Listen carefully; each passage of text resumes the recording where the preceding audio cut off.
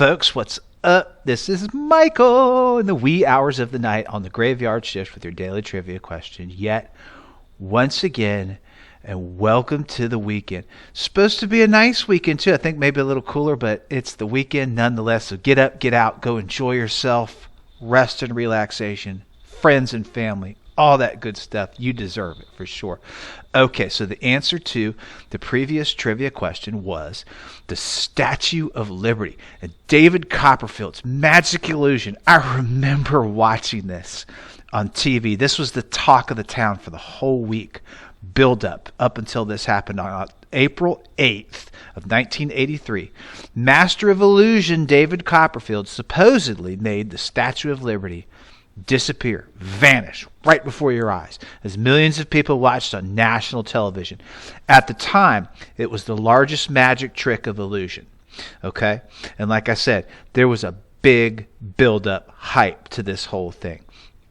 David Copperfield's career, interesting character to research, began at the age of 12 years old. He was the youngest person admitted into the Society of American Magicians, and at age 19, by the time he was 19, he was already doing like hotel shows and so forth in Honolulu, Hawaii, which I've been to, by the way, when he introduced the concept of the magic of David Copperfield. So he was kind of laying the foundations very early, before he even got out of his teenage years, for his career in magic. Kind of carved out a pretty little niche for himself too. It's pretty cool. So for more than 30 years, Copperfield guarded the secret of how he did this trick of making the Statue of Liberty disappear. And in 2017, he finally did a couple of interviews where he spilled the beans and revealed everything. Well, first and foremost, you have to remember that he's an illusionist. So the whole thing was an illusion, folks, right? So he put people on a platform, okay, in front of two lateral scaffolds about 200 feet away from the statue. So when the magic moment came, the big whole spiel of the whole thing was that he simply moved the platform.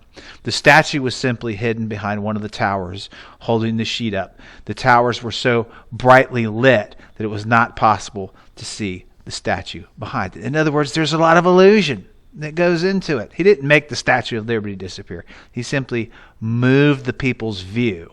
Okay? So with every trick, especially with David Copperfield, something that he's got down to a science. It's all about the setup. So if you ever watch this, and there's a YouTube link that you can go where you can actually watch him perform this trick. There's dramatic music blared in the background. The people in the platform were told to be fixated on looking up where the statue was. There's an overabundance of narrative that comes with it. If you've ever been to a magic or an illusionist show, there always is a narrative that comes with it. And that is simply to get your attention away from actually what's going on. It's all in an attempt to distract you to see what's really actually going on. So to create the trick, Copperfield spent a whopping $500,000 and used 300 technicians. But at the time, it was the talk of the town. The whole country was talking about this prime time event. Previously, as well as before and after this trick, Copperfield had made a Learjet disappear. He supposedly walked through the Great Wall of China. He made a section of a train disappear. He did a bunch of straitjacket escapes, things that Harry Houdini had made famous, he perfected, and so forth. All in the name of illusion. Okay, so his Statue of Liberty illusion drew the biggest crowd viewing of any of his tricks up until that point. And over his long career, this is a pretty cool geek factoid, and what I referenced earlier about him carving a little niche out for himself. Copperfield has won 21 Emmy Awards for his televised magical performances. So that's David Copperfield. I've included the YouTube link there if you want to watch it. And if you watch it real carefully, you can see aspects of the illusion. You can see the whole platform just kind of shimmering back and forth a little bit, and you can actually see reflections going on in some of the things where the platform is moving rather than the Statue of Liberty actually disappearing. So it's pretty cool. All right, folks, let's kick off this weekend with a really cool history trivia question from World War II.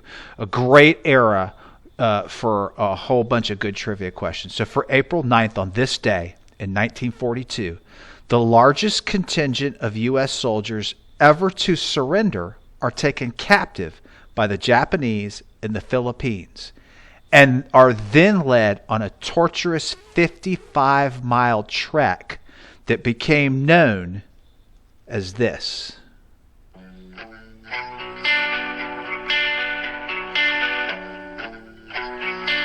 Have a good weekend, folks.